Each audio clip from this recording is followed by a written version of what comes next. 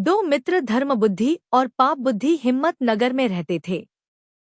एक बार पापबुद्धि के मन में एक विचार आया कि क्यों न मैं मित्र धर्मबुद्धि के साथ दूसरे देश जाकर धनोपार्जन करूं।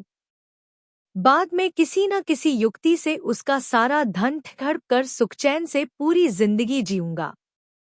इसी नियति से पापबुद्धि ने धर्मबुद्धि को धन और ज्ञान प्राप्त होने का लोभ देते हुए अपने साथ बाहर जाने के लिए राजी कर लिया। शुभ मुहूर्त देखकर दोनों मित्र एक अन्य शहर के लिए रवाना हुए। जाते समय अपने साथ बहुत सा माल लेकर गए तथा मुंह मांगे दामों पर बेचकर खूब धनोपार्जन किया। अंततः प्रसन्न मन से गांव की तरफ लौट गए। गांव के निकट पहुंचने पर पापबुद्धि ने धर्मबुद्धि को कहा कि मेरे विचार से गांव में एक साथ सारा धन ले जाना उचित नहीं है।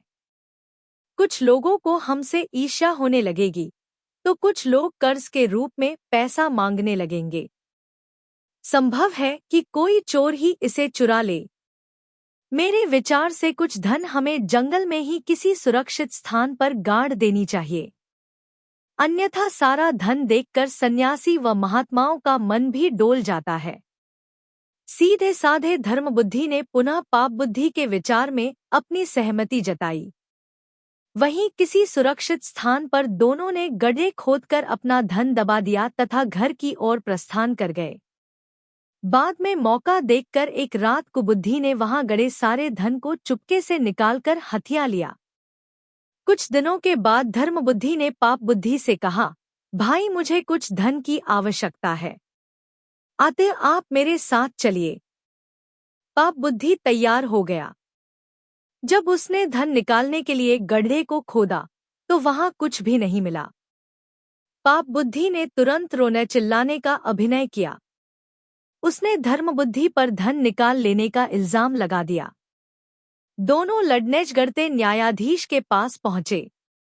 न्यायाधीश के सम्मुख दोनों ने अपना अपना पक्ष प्रस्तुत किया। न्यायाधीश ने सत्य का पता लगाने के लिए दिव्य परीक्षा का आदेश दिया। दोनों को बारी बारी से अपने हाथ जलती हुई आग में डालने थे। पापबुद्धि ने इसका विरोध किया। उसने कहा कि वन देवता गवाही देंगे। न्यायाधीश ने यह मान लिया। पापबुद्धि ने अपने बाप को एक सूखे हुए पेड़ के खोखले में बैठा दिया। न्यायाधीश ने पूछा तो आवाज आई कि चोरी धर्मबुद्धि ने की है। तभी धर्मबुद्धि ने पेड़ के नीचे आग लगा दी। पेड़ जलने लगा और उसके साथ ही पापबुद्धि का बाप भी। वो बुरी तरह रोने चिल्लाने लगा। थोड़ी देर में पापबुद्धि का पिता आग से झुलसा हुआ उस वृक्ष की जड़ में से निकला। उसने वनदेवता की साक्षी का सच्चा भेद प्रकट कर दिया।